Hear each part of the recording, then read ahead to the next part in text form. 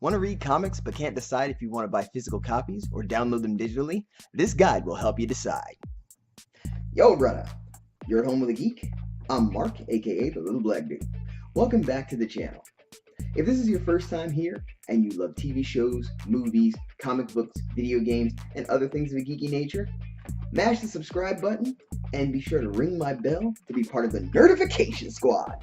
That way you know whenever I have a new video coming out.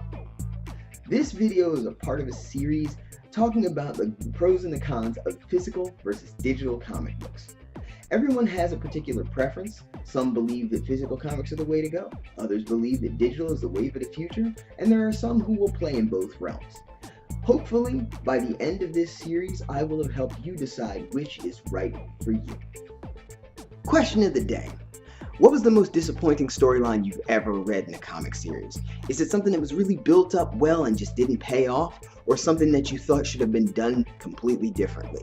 Leave a comment in the down low. Let's talk about it. In the last video, I talked about the pros of using physical comics in order to keep track of your favorite series. This video, I'm going to flip it right over and we're going to talk about the cons of physical comic books. Because physical comic books are just that, physical, an actual thing that you hold in your hand, there are some limitations that can be rather annoying. Some things that can cause problems, and even some things that can be heartbreaking. First of all, when you have a physical comic book, you can't have it and give it.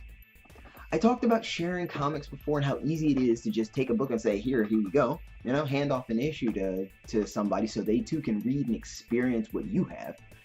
But the problem is the action has a drawback because you no longer have the book in your possession. Depending on the person you let borrow it, you may not get your issue back in the same condition, and there's a chance you may not get it back at all. Less difficult to deal with is the fact that while your friend is borrowing it, you don't have access to the issue, and you can't enjoy its contents unless you have more than one copy. Kind of a harrowing experience, but ultimately the easiest to handle. For example, I have 3 copies of Green Lantern Mosaic #1. If someone said, hey, I want to read the first issue of Green Lantern Mosaic, I could say, sure, here you go. And I still have 2 copies sitting back, so if I want to read it, it's not a big deal to me. However, if I were to loan out all 3 of them and I still wanted to read Green Lantern Mosaic, I wouldn't be able to read that first issue because I would no longer have it in my possession. It's kind of an annoying thing, but ultimately it's not the biggest problem with physical copies. When you have physical comics, storage space is a big deal.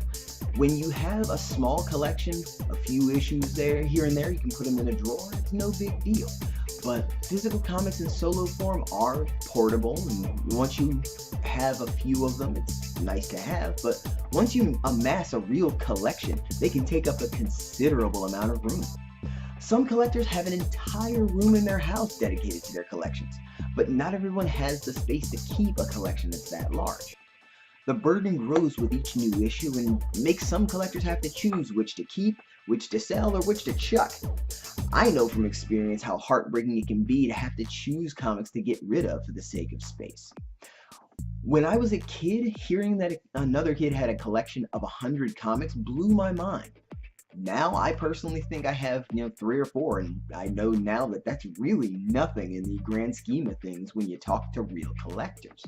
But no matter what, when you have a couple 100 comics, having a place to put them is such a big concern, especially if you live in an apartment or you share space with other people, you have roommates, housemates.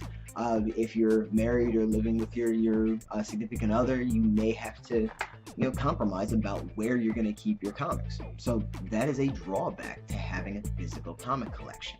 However, the worst drawback, in my opinion, when it comes to physical comics is the fact that because they are physical, they are prone to damage. The value of physical comics is determined by 2 things, its rarity and its quality. If a comic's readily available, it won't really be worth much more than its cover price, and sometimes even less than that. But if a comic is damaged, has tears, water damage, discoloration, spines rolled, bindings broken, it's essentially worthless. A comic that's falling apart isn't one that anyone will pick up, let alone read, for fear of it getting worse. And beloved comic and graphic novels getting damaged by accident can be devastating. For example, my copy of Legacy, The Last Will and Testament of Hal Jordan, which I was really happy to get my hands on. It was really well made. All the pages were like Alex Ross type art. It wasn't Alex Ross work, but it had that same feel to me. It was a really well made book. And unfortunately, a pipe burst in my apartment at the time, and it flooded my closet and destroyed quite a few of my comics.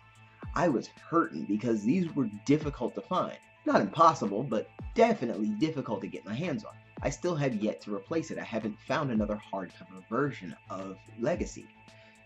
And it's just so frustrating when you want to replace a book, and it's difficult to find. So how does one cope with the drawbacks of physical comics? Very simple. You have to look for another way of handling things. In the next video, I'm going to talk about the main reasons why reading digital comics can be a useful thing even for people who are just starting out in the comic game. See you then. Yo, brothers! Thanks for checking out my video.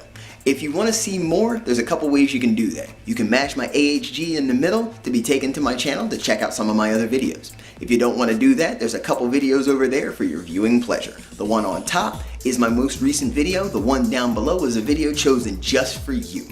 Until next time, this is the little black dude. Stay geek and proud.